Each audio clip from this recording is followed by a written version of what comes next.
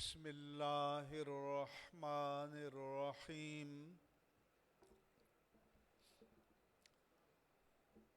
الحمد للہ رب العالمین الصلاة والسلام علی رحمت للعالمین خاتم الانبیاء والمرسلین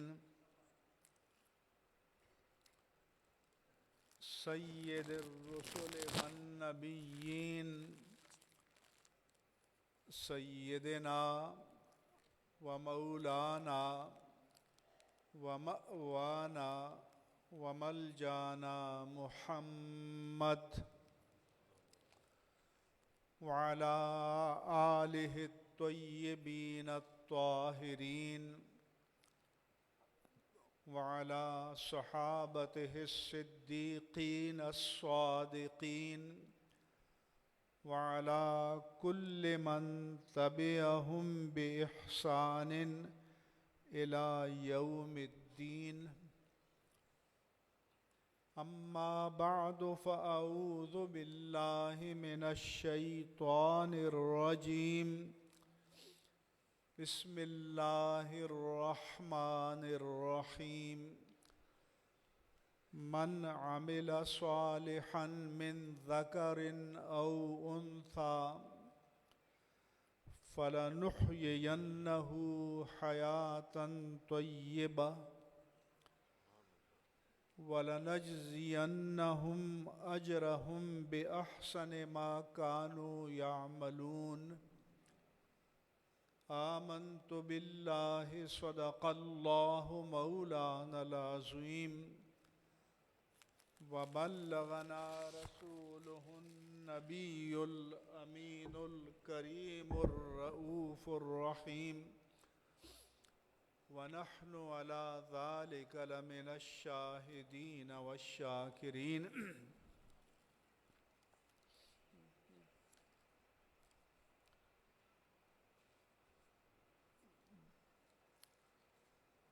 جامع مسجد سلطان صلاح الدین ایوبی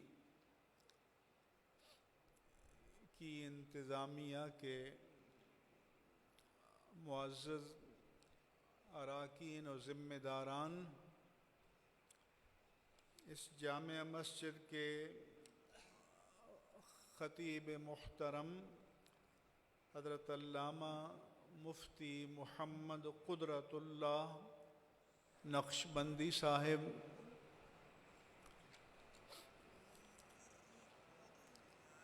اس مجلس میں موجود دیگر علماء کرام،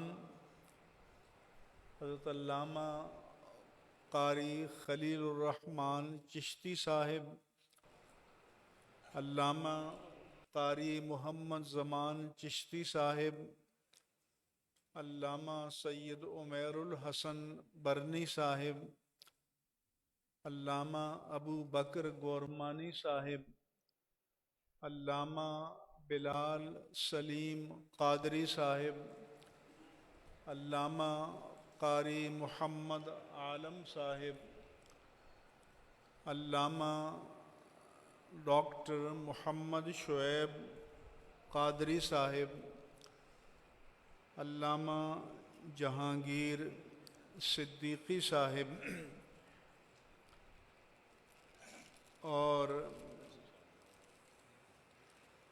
مفتی آصف سعید شاذلی صاحب،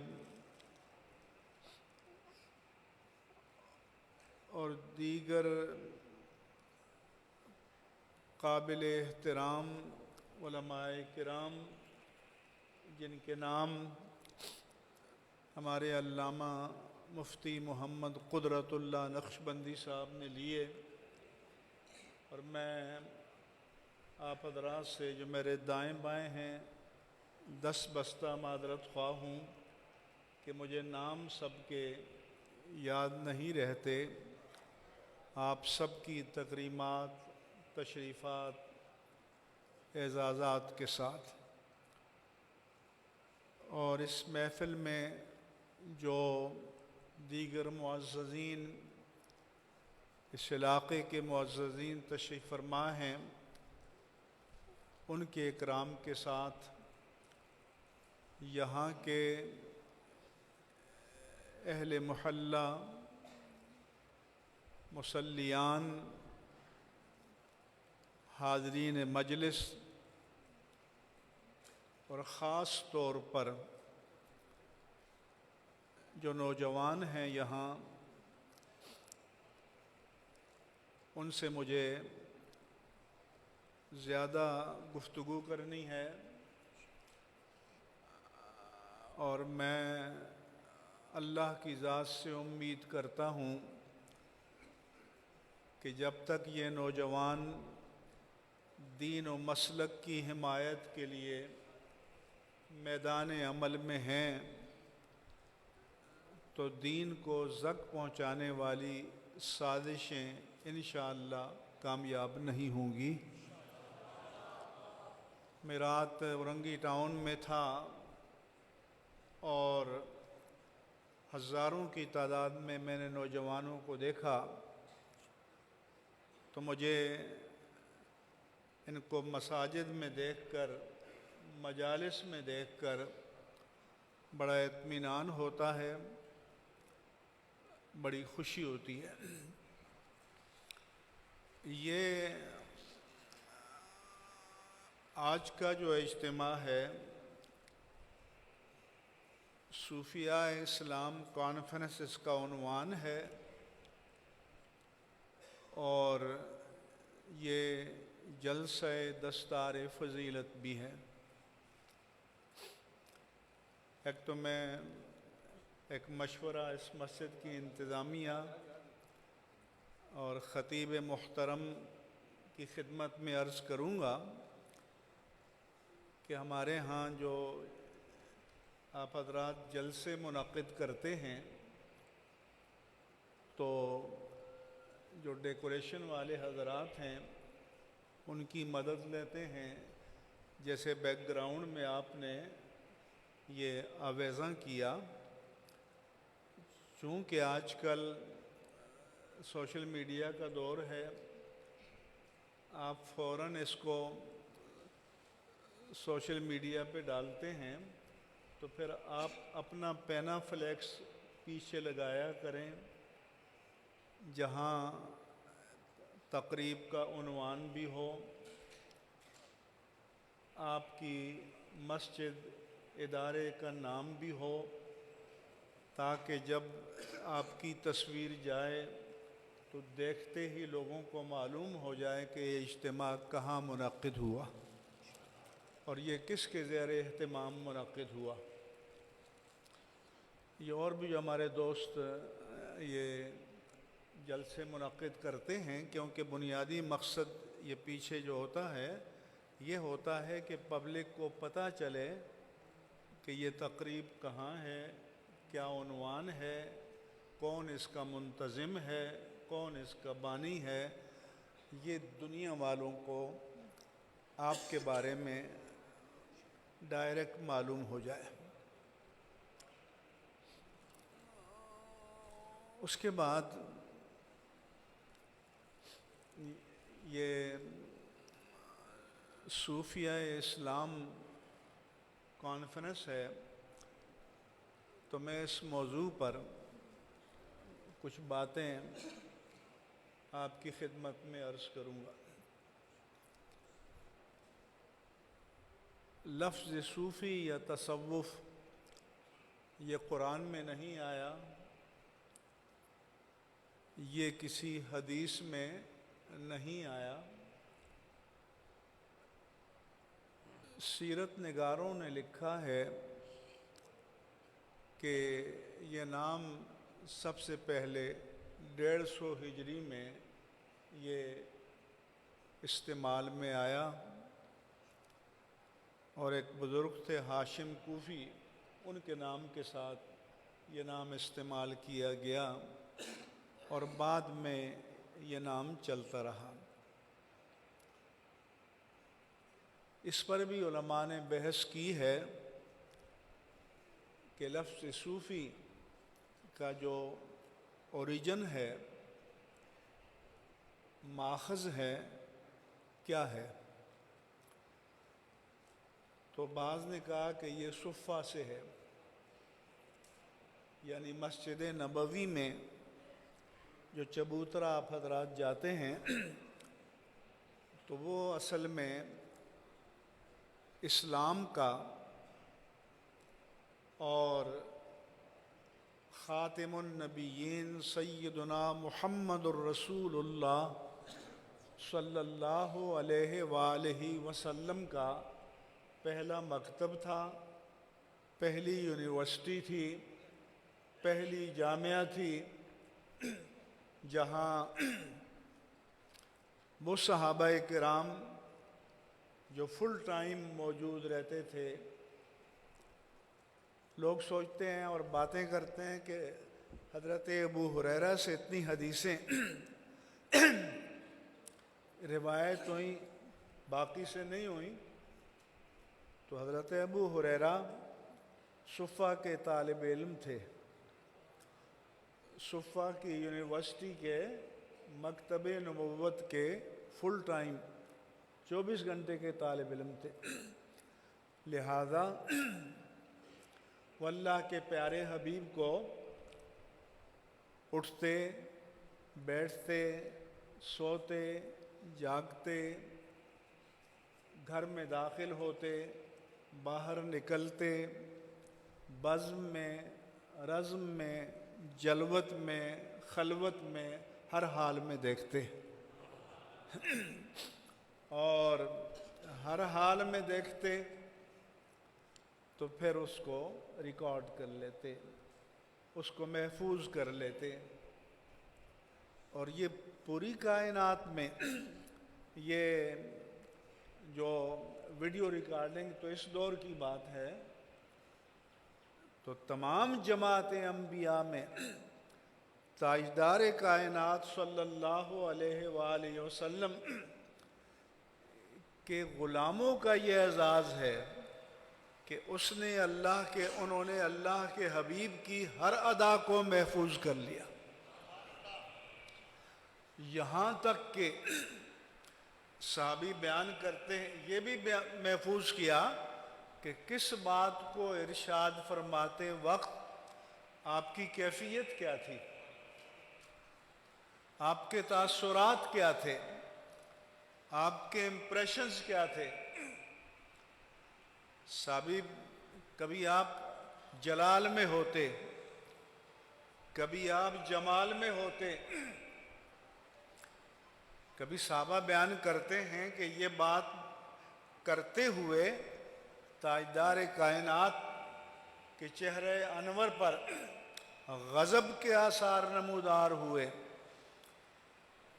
تو کأنما اوسرا علی وجنتیہ الرمان، کہ ہمیں ایسا لگا کہ آقا کے رخساروں پر انار نچوڑ دیا گیا ہے، یعنی آپ کے چہرے پر، آپ کے رخ انور پر اس طرح کی جلالی کیفیت طاری تھی۔ اور کبھی جمالی کیفیت طاری ہوتی تو اس کو بھی صحابہ بیان کرتے۔ تو اس لیے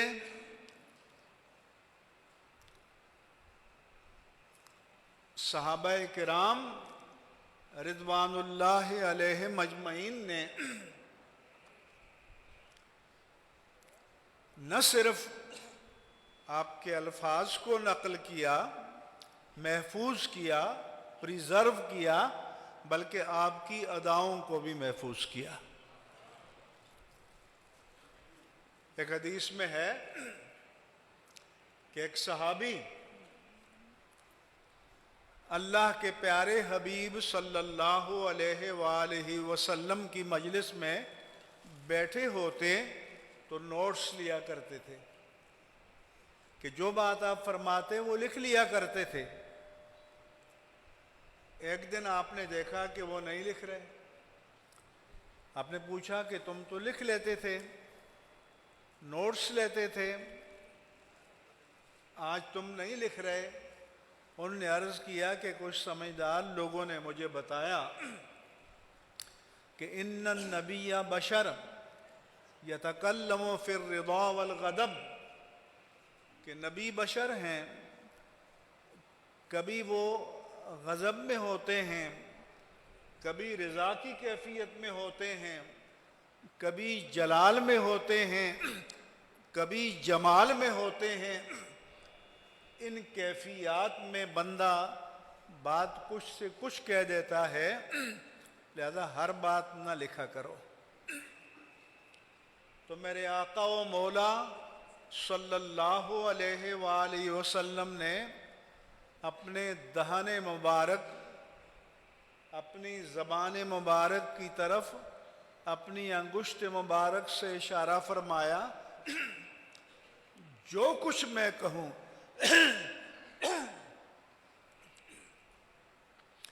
کیفیت جلال ہو یا کیفیت جمال ہو، جو میں کہوں لکھ دیا کرو، کیونکہ اس دہن مبارک سے کسی بھی کیفیت میں حق کے سوا کچھ جاری نہیں ہوتا۔ تو پہلے طالب علم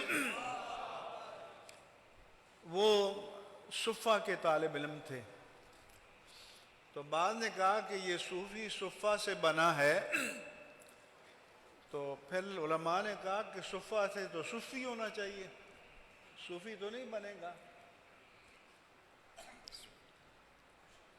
بعض نے کہا کہ صفا سے ہونا چاہیے، تو صفا سے پھر صفوی ہونا چاہیے، صوفی نہیں بنے گا۔ اس لیے پھر بعض نے کہا کہ یہ صوف سے ہے۔ صوف موٹے جھوٹے کپڑے کو کہتے ہیں جو عشرت پسند لوگ نہیں پہنتے، فقراء پہنتے ہیں۔ تو چونکہ یہ لوگ اس طرح کا لباس پہنتے تھے، اس لیے صوفی کہلائے۔ مگر قرآن کریم میں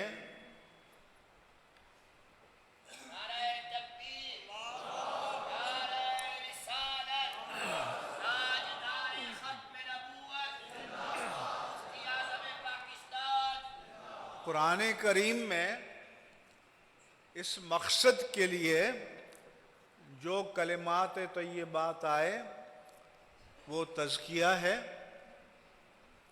وہ احسان ہے، وہ تقوی ہے، وہ ورع ہے، وہ زہد ہے، وہ قناعت ہے، وہ اخلاص ہے۔ جو ہمارے ذہن میں جو تصوف کا مفہوم ہے، جو اس مفہوم کو ادا کرتے ہیں، یہ کلمات طیبات قرآن و حدیث میں آئے ہیں۔ جیسا کہ حدیث میں آیا کہ جبریل امین نے آپ سے پوچھا کہ احسان کیا ہے، تو آپ نے فرمایا کہ الاحسان ان تعبد اللہ کأنک تراہ فإن لم تکن تراہ فإنہ یراک۔ احسان یہ ہے کہ تم اس انہماک کے ساتھ with all dedication and devotion، پورے جذب کے ساتھ، پوری گہرائی کے ساتھ اس کیفیت میں ڈوب کر نماز پڑھو کہ گویا تم اللہ کو دیکھ رہے ہو۔ یہ اعلیٰ ترین درجہ ہے۔ اس سے نیچے کا درجہ کہ فَإِن لَمْ تَكُنْ تَرَاهُ، اگر تم اسے نہیں دیکھ پا رہے، کیوں کہ تمہاری آنکھوں میں یہ قوت نہیں ہے، تو فَإِنَّهُ يَرَاكَ، یہ تو تمہارا یقین ہونا چاہیے کہ وہ یقیناً قطعاً بلا ریب تمہیں دیکھ رہا ہے، وہ تمہیں دیکھ رہا ہے۔ ایک تھانے دار کے سامنے اگر آپ بیٹھے ہوں تو ادھر ادھر توجہ نہیں جاتی، تو پورے کائنات کے خالق کے سامنے آپ ہوں اور آپ کو کا یقین ہو کہ وہ مجھے دیکھ رہا ہے، تو پھر توجہ کو کہیں بٹنا نہیں چاہیے۔ اس لیے حدیث میں آیا کہ جب نماز میں بندے کی توجہ بٹ جاتی ہے، بیٹھ جائیے بھائی ذرا، یہ مہربانی فرمائیں، تو اللہ کی طرف سے ندا آتی ہے کہ میرے بندے، تم نے مجھ سے زیادہ کسی محبوب کو پا لیا جو توجہ مجھ سے ہٹا کر ادھر ہو گئے۔ یہ ہے احسان۔ اگر ہم جدید اصطلاح میں احسان کے معنی ہیں کہ وہ ادا، وہ فعل، وہ کیفیت جس میں حسن پیدا ہو، جس میں جمال پیدا ہو، جس میں کمال پیدا ہو۔ اگر ہم انگریزی میں ایکسپلین کریں تو to perform with all perfection and excellence, کہ کسی کام کو ہم ممکنہ طور پر جو اس کے کمال کا اعلیٰ درجہ ہے اس درجے پر جا کر ادا کریں، تو یہ احسان ہے، یہ تصوف ہے۔ اسی کو تزکیہ کہا ہے۔ تقوی بھی یہی ہے، صفائے قلب و باطن بھی یہی ہے، زہد و قناعت بھی یہی ہے۔ اور اس کی معراج کو حضرت عمر فاروق نے رضی اللہ عنہ نے اپنے کلمات میں بیان کیا، فرمایا کہ اعمل لدنیا کا کأنک لا تموت ابدا واعمل لآخرتک کأنک تموت غدا، کہ تم اپنا دنیا کا کام کرو، بزنس کر رہے ہو، کاروبار کر رہے ہو، وہ بھی ضروری ہے، تو اس انہماک کے ساتھ،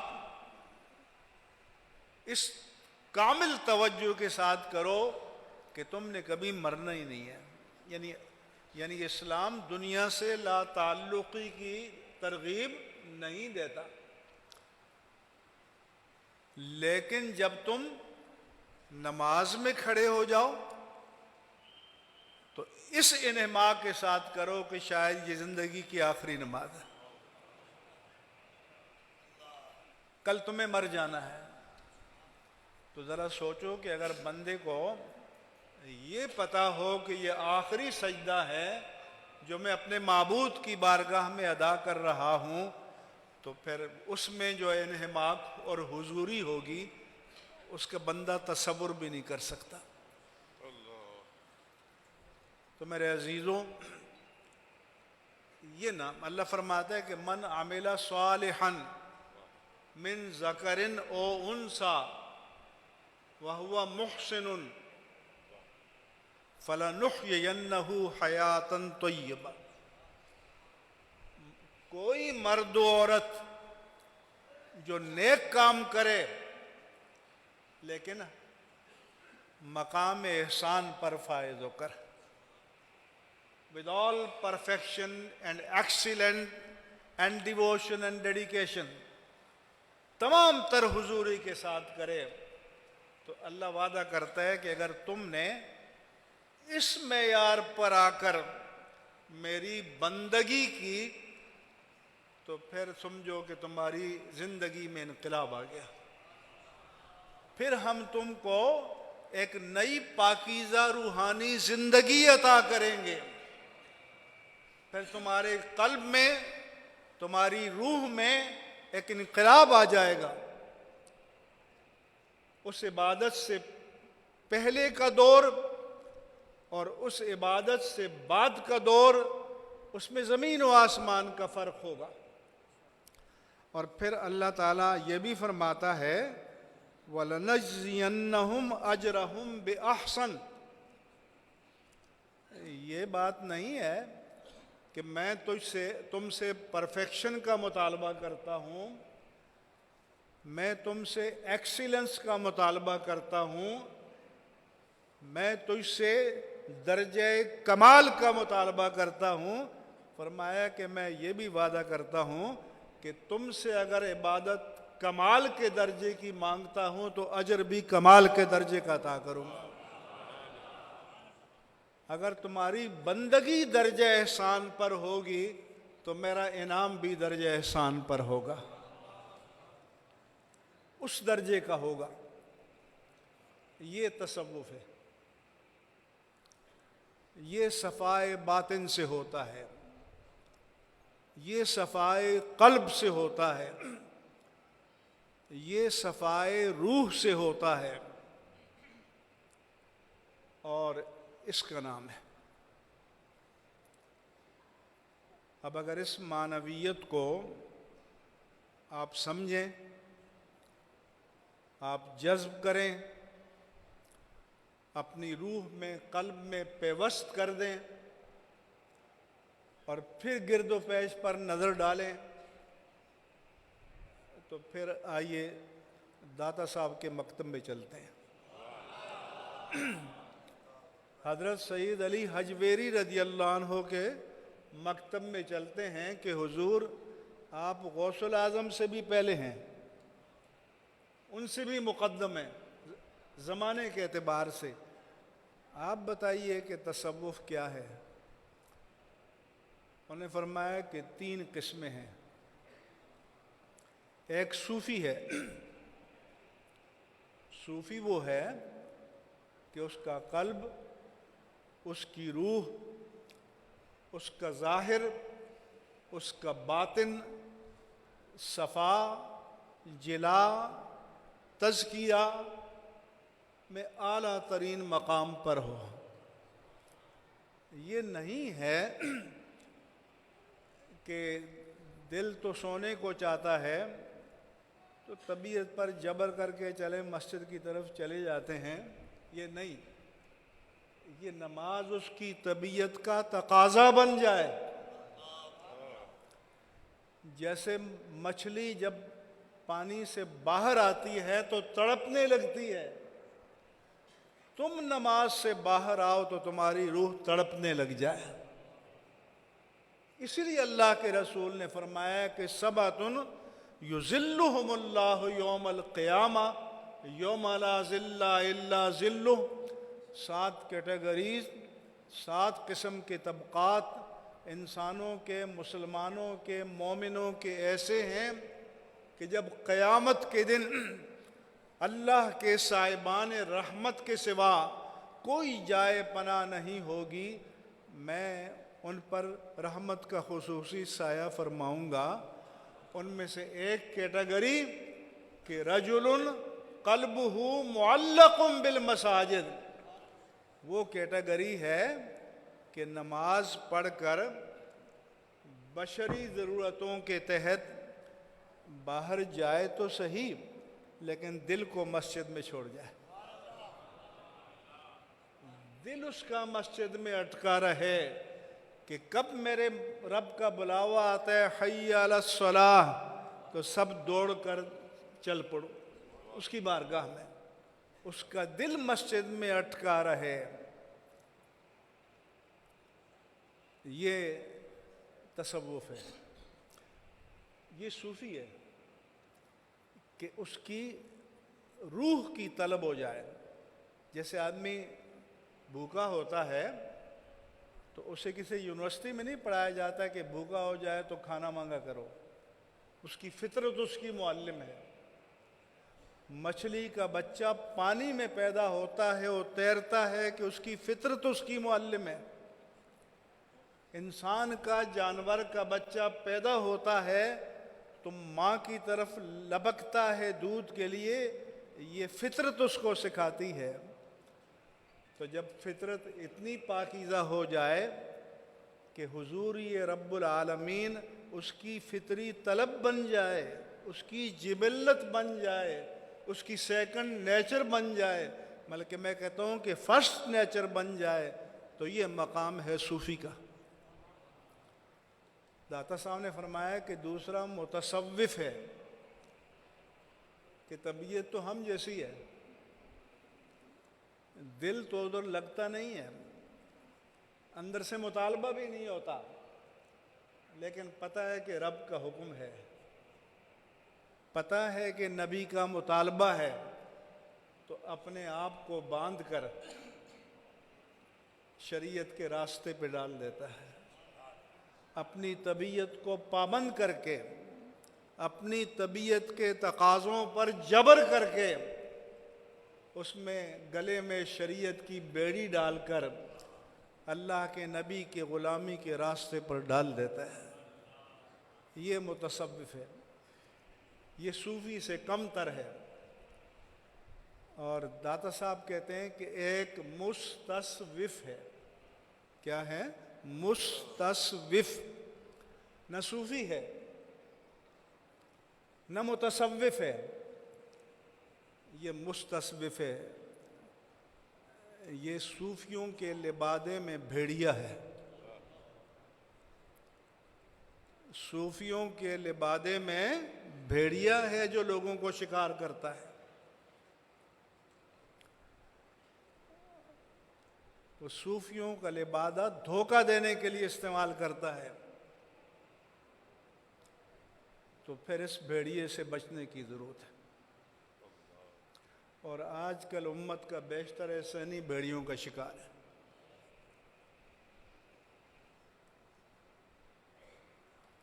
آج کل یہ جو مراکز تھے ہمارے، وہاں سے فیض کیوں نہیں جاری ہو رہا؟ وہاں سے برکات کیوں نہیں جاری ہو رہی؟ ناموس رسالت پر زد پڑتی ہے تو وہ بے چین کیوں نہیں ہو جاتے کہ ایک راہ چلتا نوجوان ہم بلاتے ہیں تو تڑپ اٹھتا ہے، وہاں کی عشرت قدوں پر بیٹھنے والے وہ آپ کو نظر آئے میدان میں؟ سچ بولو، جب ناموس رسالت پر زد پڑی تو نظر آئے؟ کبھی نہیں آئیں گے۔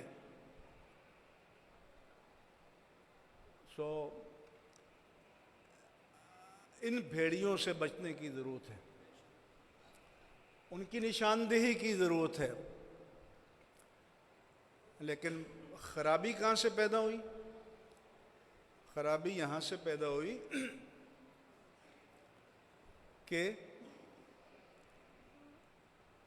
چپڑاسی کے لیے بھی آپ درخواست دیں، جس کو آج کل قاصد کہتے ہیں، اس کے لیے بھی ایک کوالیفیکیشن ہے۔ آج کل تو میٹرک مانگتے ہیں اس کے لیے بھی۔ کلرک کے لیے آپ اپلائی کریں تو اس کے لیے کوالیفیکیشن ہے۔ اس سے آگے کسی منصب کے لیے اپلائی کریں تو اس کے لیے کوالیفیکیشن ہے۔ کسی عدلیہ کے منصب کے لیے اپلائی کریں تو اس کے لیے بھی کوالیفیکیشن ہے۔ یہاں تک کہ آپ اگر الیکٹریشین کو، پلمبر کو بلائیں تو اس کی بھی پوچھتے ہیں کہ بابا آپ کو آتا ہے یا نہیں آتا، کہاں کام کیا ہے۔ حکومتیں جب ٹھیکے دیتی ہیں تو پہلے کوالیفیکیشن کا اشتہار دیتی ہیں کہ بھئی یہ پروجیکٹ ہے، اس کے لیے ٹھیکیدار چاہیے، لیکن پہلے آپ پری کوالیفیکیشن کہتے ہیں کہ اپنا ڈیٹا لے کر آؤ۔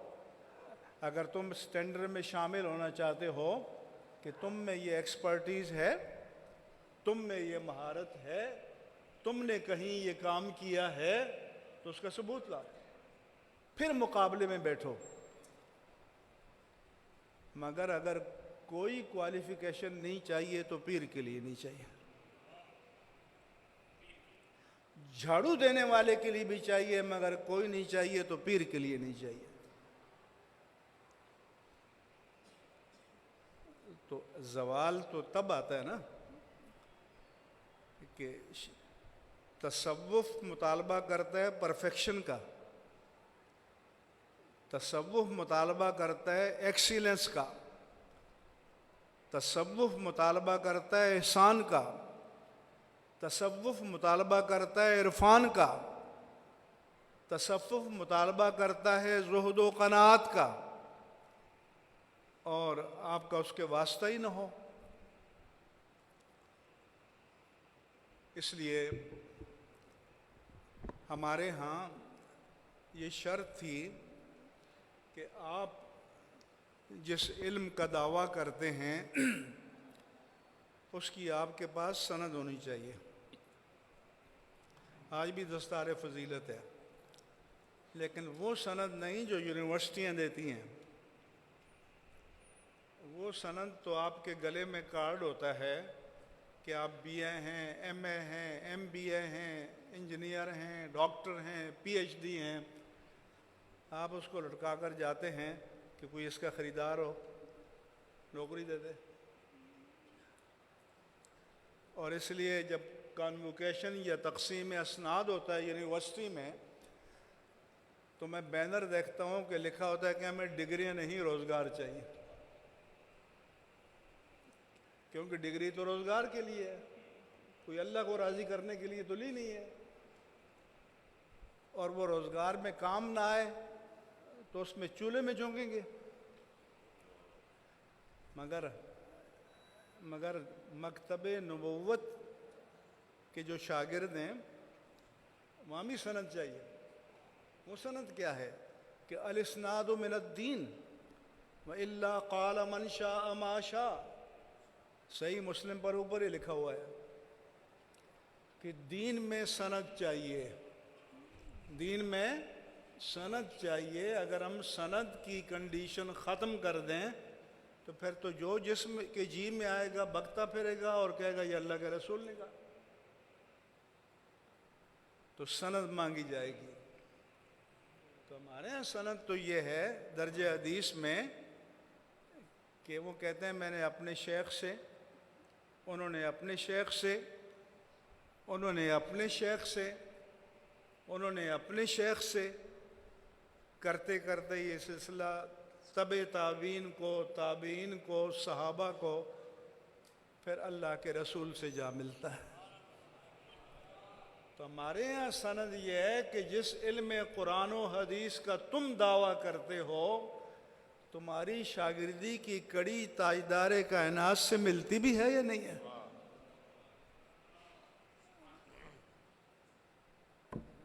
اس لیے تو میں آپ لوگوں کو سمجھاتا ہوں کہ یہ صحابہ پر اٹیک کیوں ہو رہا ہے۔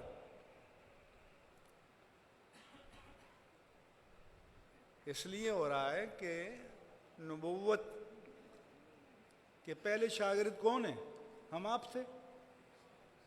کون ہیں؟ صحابہ کرام ہیں۔ تو اگر ہمارا علم صحابی تک پہنچ بھی جائے سلسلہ بسلسلہ، اور اگلے کہتے ہیں صحابی قابل اعتبار ہی نہیں ہے، تو یہ تو پوری دین کی عمارت ڈیمیج ہو جائے گی۔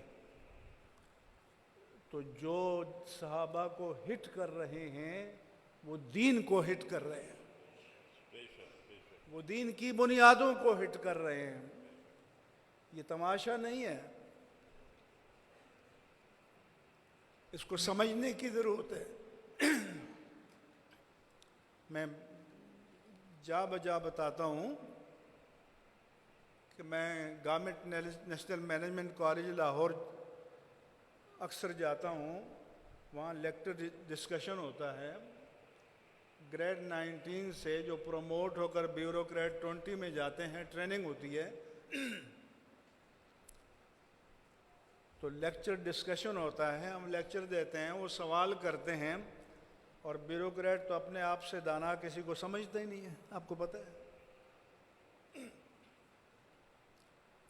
تو ایک نے مجھے سے کھڑے ہو کر سوال کیا کہ مفتی صاحب حدیث تو کوئی صحیح ہے، کوئی حسن ہے، کوئی ضعیف ہے، کوئی موضوع ہے، کوئی یہ ہے، کوئی وہ ہے، تو اصل اتھینٹک چیز تو قرآن ہے، تو ہم سب قرآن پر کیوں نہ جمع ہو جائیں۔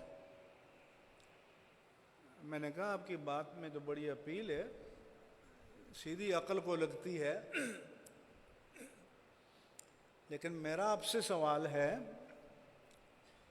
کہ یہ آپ کو کیسے معلوم ہوا کہ یہ قرآن اللہ کا کلام ہے؟ نعرہ تکبیر، نعرہ رسالت، نعرہ رسالت، علماء اہل سنت۔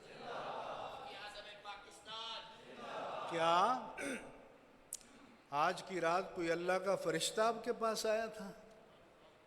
یا صبح اٹھے تھے تو آپ کے سرانے کوئی اللہ کا نوشتہ لکھا ہوا تھا کہ یہ میرا کلام ہے؟ تو میں نے کہا پھر حضور میرا آپ سے سوال ہے کہ اگر حدیث کے کلام رسول ہونے کے بارے میں صحابہ کا قول معتبر نہیں ہے تو قرآن کے کلام اللہ ہونے کے بارے میں کیسے معتبر ہو جائے گا؟ کیونکہ یہ بات بھی تو ہمیں صحابہ کے توسط سے ملی۔ تو اس لیے تصوف کو بھی سمجھو، اس میں بیعت بھی آتی ہے۔ آپ لوگ بیعت کرتے ہیں تو بیعت کے معنی تو بک جانے کے ہیں، بیعت کے معنی سودا کرنے کے ہیں۔ یہ جو آپ سیل ڈیڈ بناتے ہیں بے نامہ، وہ یہی لفظ ہے، بے، وہ بھی بے نامہ ہے، یہ بھی بے نامہ ہے۔ وہاں مال دے کر جائیداد لیتے ہو، پیسے دے کر پلاٹ یا مکان لیتے ہو، اور یہاں صلح حدیبیہ میں بیعت کرنے والے ایک صحابی سے پوچھا کسی نے کہ آپ نے کس قیمت پر بیعت کی تھی؟ انہوں نے فرمایا کہ بایعنا علی الموت، ہم نے جان کا سودا کیا تھا، ہم نے اللہ کے رسول سے جان کا سودا کیا تھا۔ اللہ بھی فرماتا ہے کہ میرے ساتھ یہی سودا کرو، ان اللہ اشتری من المؤمنین انفسہم واموالہم بان لہم الجنہ۔ اللہ فرماتا ہے کہ میرا تم سے سودا ہو گیا ہے۔ اللہ فرماتا ہے کہ اگر تم مومن ہو تو تمہارا مجھ سے سودا ہو گیا، میں نے تمہاری جانوں اور مالوں کو خرید لیا ہے، اور خریدنا ہو تو قیمت دینی ہوتی ہے، تو بدلے میں تمہیں جنت عطا کروں گا۔ یہ بھی اس کا کرم ہے، نہ جان ہماری نہ مال ہمارا، لیکن جان بھی دی اور مال بھی دیا، اور پھر کہا کہ میرے ہاتھ بیچ دو۔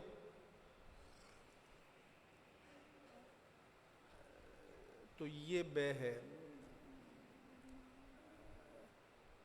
یہ شہادت گہے الفت میں قدم رکھنا ہے۔ لوگ آسان سمجھتے ہیں مسلمان ہونا،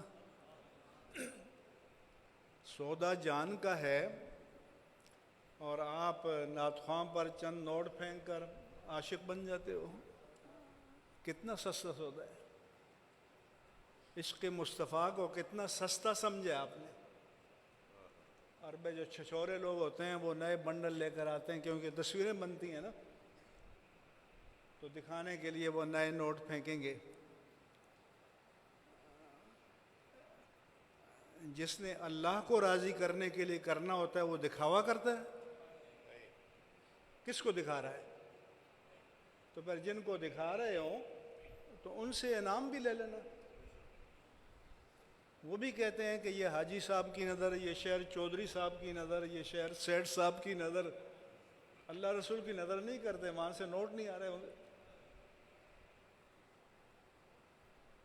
تو تصوف کیا ہے یہ سمجھو، صفائے قلب کو سمجھو، صفائے روح کو سمجھو، صفائے باطن کو سمجھو۔ تو بیعت اگر تھی تو یہ تھی۔ حضور کے زمانے میں بیعت علیہ السلام تھی، پھر بیعت علی الہجرت تھی، پھر بیعت علی الجہاد تھی،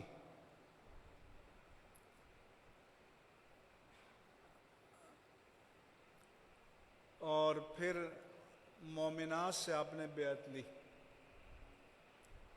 کہ یا ایھا النبی اذا جاءک المؤمنات یباینک، کہ نبی اگر مومنات صحابیات آپ سے بیعت کرنے آئیں تو یہ مفت کا سودا نہیں ہے،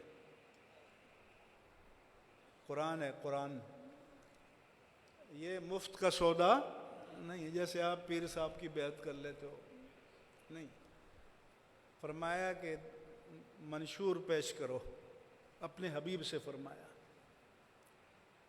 بیعت چارٹر پر ہوگی، بیعت منشور پر ہوگی، بیعت دستور پر ہوگی، بیعت ایجنڈے پر ہوگی، ہوائی بیعت نہیں ہوگی کہ اللہ یشرکن باللہ، وہ شرک نہیں کریں گی، ولا یسرقن، اور چوری نہیں کریں گی، ولا یزنین، اور بدکاری نہیں کریں گی، ولا یقتلن اولادہن، اولاد کو قتل نہیں کریں گی، ولا یفترین بین ایدیہن وارجلہن، اور دوسروں پر بہتان نہیں باندھیں گی، افترا پردازی نہیں کریں گی، اور چھٹی شرط یہ کہ ولا یعصینک فی معروف، آپ کی کسی مسئلے میں نافرمانی نہیں کریں گی۔ اگر یہ 6 پوائنٹ ایجنڈا صحابیات کو، مومنات کو قبول ہو تو فبایعہن، اے رسول بیعت قبول فرما لیں۔ اور اگر پیر کا اپنا کردار ہی ماشاءاللہ، پیر کا اپنا چہرہ مہرہ ہی شریعت کے مطابق نہیں، پیر کی اور تو چھوڑو اندر جھانک نہیں سکتے، صورت تو دیکھ سکتے ہو کہ صورت مصطفیٰ کے مطابق ہے یا نہیں ہے، اور بیعت ہو جاتی ہے۔ پھر یہ ہمارے شہزادے، شیخزادے، پیرزادے، میرزادے، نہ جانے کیا کیا زادے، تو پھر اگر اسی لیے کوئی تربیت ہی نہیں ہے نا، بیعت تو ہوتی ہے اصلاح عقائد کے لیے، بیعت تو ہوتی ہے اصلاح اعمال کے لیے، بیعت تو ہوتی ہے تزکیہ کے لیے، بیعت تو ہوتی ہے تربیت کے لیے۔ اور مجھے بتائیں کتنے آستانے ہیں جہاں یہ انتظام موجود ہے؟ پورا سروے کر کے بتا دو۔ ہمارے نوجوان گئے کہ مزارات ڈھا دیے گئے، ان کے بعد فوٹو تصویریں ہیں، عربی ان العابدین، پھر آگے چلے گا بن امام حسین، پھر آگے چلے گا بن حضرت علی، پھر آگے چلے گا بن ابو طالب۔ اب علامہ صاحب کہتے ہیں کہ اس میں محمد تو آتا ہی نہیں ہے، یہ تقریر ہو رہی ہے، یہ نیٹ پر موجود ہے، اس میں حضور کا تو نام ہی نہیں آتا، مال رسول ہے، تو اللہ نے محمد کو علی میں ضم کر دیا، معاذ اللہ۔ آپ کی غیرت گوارا کر رہی ہے کہ تاجدار کائنات کی حیثیت ذیلی ہو گئی ہے، وہ ضم ہو گئے ہیں ابو طالب میں۔ اور سرکار خود کیا فرماتے ہیں؟ سرکار حدیث پاک میں یہ فرماتے ہیں لِكُلِّ بنی عصبہ ینتمون الیہم، جو کسی ماں کا بیٹا ہے وہ اپنا نسب اپنے طرف منسوب کرتے ہیں، کسی اصل کی طرف منسوب کرتے ہیں، اللہ بنی فاطمہ، لکل بنی ام عصبۃ ینتمون الیہا، ہر ماں جائے کے لیے عصبہ ہوتا ہے، کوئی مرد ہوتا ہے جس کی طرف نسب منسوب کرتے ہیں۔ میرے آقا فرماتے ہیں کہ اللہ بنی فاطمہ، بنی فاطمہ کے لیے کرائٹیریا نہیں ہے۔ میرے آقا فرماتے ہیں کہ میری لخت جگر، میرے جسم کا ٹکڑا، ان کے نسب کے لیے یہ کرائٹیریا نہیں ہے جو پوری کائنات کے لیے ہے۔ فرمایا کہ فَأَنَا وَلِيُّهَا وَعَصَبَتُهَا، فاطمہ کی اولاد کا ولی میں ہوں گا اور ان کا عصبہ میں ہوں گا۔ وہ کہتا ہے بیچ میں ان کا نام ہی نہیں آتا۔ تو حضور اس جنکشن سے تو ڈائیورٹ ہو جاتی ہے ٹرین، اس جنکشن سے تو ٹرین اگر کوئی آل نبی بننا چاہتا ہے تو سیدہ فاطمہ سے ڈائیورٹ ہو جائے گی تاجدار کائنات کی طرف۔ ہاں کسی کو یہ نسبت ناپسند ہے تو بس ٹھیک ہے، جدھر جانا چاہتا ہے جائے۔ اور اگر آل رسول ہونے کے لیے اصل فاطمۃ الزہرا نہیں ہے تو پھر حضرت علی کی جو غیر فاطمی اولاد ہے ان کو کسی نے سید کہا ہے؟ بولو، وہ اعوان کہلاتے ہیں، علوی کہلاتے ہیں۔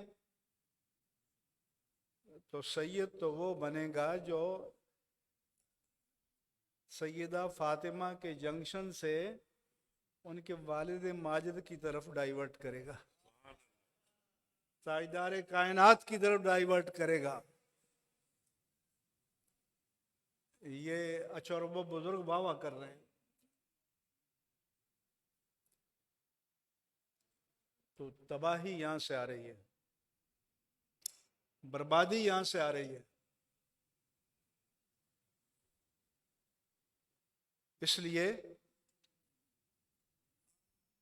جو اپنے آپ کو امام اہل سنت کے فالور کہتے ہیں، امام اہل سنت نے تو کرائٹیریا بتا دیا ہے کہ ہر ایرا غیرہ پیر نہیں بن سکتا۔ پیر بننے کے لیے انہوں نے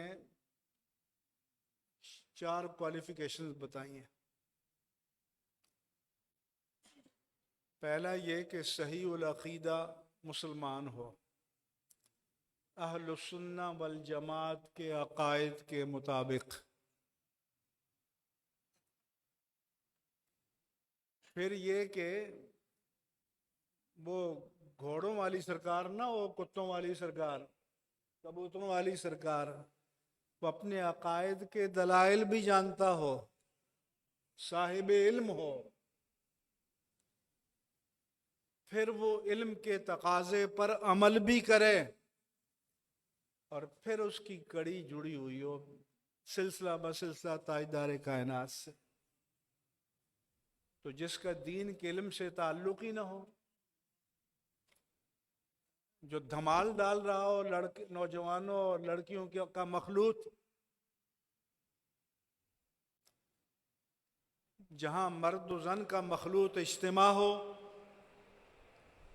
جہاں شریعت کے احکام کی کو علانیہ پامال کیا جا رہا ہو۔ تو ابھی میں نے بیان کیا تو سخت ناراض ہوئے کہ بھائی سید کا احترام کرتے ہیں لیکن شریعت سادات پر بھی حاکم ہے،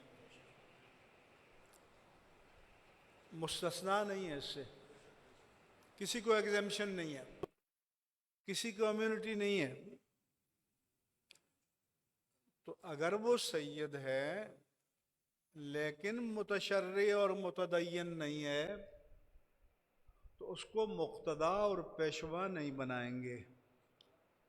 تو حضرت لے کر آئے کہ حضرت نے کہا کہ سید بدعمل بھی ہو تو تعظیم کرو۔ میں نے کہا کہ دنیاوی معاملات میں تعظیم تو کریں گے لیکن مقتدا بولو، کیونکہ اعلیٰ حضرت نے یہ لکھ دیا ہے، اس کے لیے معیار ہے۔ کیونکہ اگر بدعمل کو مقتدا بناؤ گے تو بدعملی کی بھی پیروی کرو گے نا۔ پھر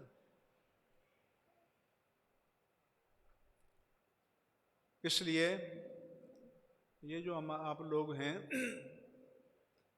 ویسے تو بڑے سمجھدار ہیں ماشاءاللہ، کیا بات ہے۔ بیگمات کو دیکھیں آپ کی، اور مارکیٹ میں جائیں مثلا کپڑا لینے تو کوئی ایک بیگم صاحبہ ملے گی جو پہلی دکان پر ڈھیر ہو گئی ہوں، 25 دکانوں پر جاتی ہیں، کپڑے کو ٹٹول کر چک کر دیکھ کر قیمتوں کا تقابل کر کے سودا کرتی ہیں۔ آپ اگر 80 گز کا فلیٹ لیں تو 25 ایجنسیوں پہ جاتے ہیں۔ کبھی آپ میں سے کوئی ایک بندہ کھڑے ہو کر مجھے بتا دے کہ اس نے لینے کا ارادہ کیا، پہلے اسٹیٹ ایجنٹ کی دکان پہ گیا اور ڈھیر ہو گیا، سودا کر لیا۔ تو اس لیے میں بار بار کہتا ہوں کہ 80 گز کا پلاٹ یا فلیٹ لو تو 25 ماہرین سے پوچھو، تو جنت میں محل لو تو کسی سے نہ پوچھو، اس کی اتنی قیمت بھی نہیں ہے تمہاری نظر میں۔ تو چلو ان ماہرین سے آپ ناراض ہیں تو پوری کائنات کے جو سب سے بڑے ماہر ہیں، تاجدار کائنات، انہی سے پوچھ لو۔ خلفائے راشدین سے پوچھو، اہل بیت اطہار سے پوچھو، امہات المومنین سے پوچھو، ائمہ دین متین سے پوچھو، اولیاء کاملین سے پوچھو۔ تو اب ہم یہ دین کے کو بتاتے ہیں تو لوگ ناراض ہوتے ہیں۔ تو اب آپ مجھے بتائیں کہ لوگوں کو راضی کریں یا اللہ کو راضی کریں؟ بولو، لوگوں کو راضی کریں یا اللہ کے حبیب کو راضی کریں؟ اس لیے میں علماء کو ہر جگہ کہتا ہوں کہ ہم سے اور آپ سے بھی پوچھا جائے گا۔ آپ بھی خوف نکالیں دل سے اور کلمہ حق کو بیان کریں، دین کو بیان کریں جیسا کہ ہے، دین کو بیان کریں جیسا کہ قرآن میں ہے، دین کو بیان کریں جیسا کہ حدیث میں ہے، دین کو بیان کریں جیسا کہ ائمہ دین متین نے بتایا، علماء ربانیین نے بتایا۔ اور اگر اس معیار پر پیر نہ ملے، جو میں نے ایک مرتبہ اورنگی ٹاؤن گیا تو وہ ابن انشاء ہوتے تھے، آپ لوگ تو نوجوان علماء ہیں یا جوان ہیں، تو ابن انشاء بڑے مزاح نگار تھے۔ تو انہوں نے کہا کہ جب مردم شماری ہوئی تو لیاقت آباد کے ایک محلے سے 200 شاعر برآمد ہو گئے۔ تو میں اورنگی ٹاؤن گیا تو میں نے کہا یہاں تو ایک محلے میں 10 پیر بیٹھے ہوئے ہیں، ان کو کہیں ایکسپورٹ کرو۔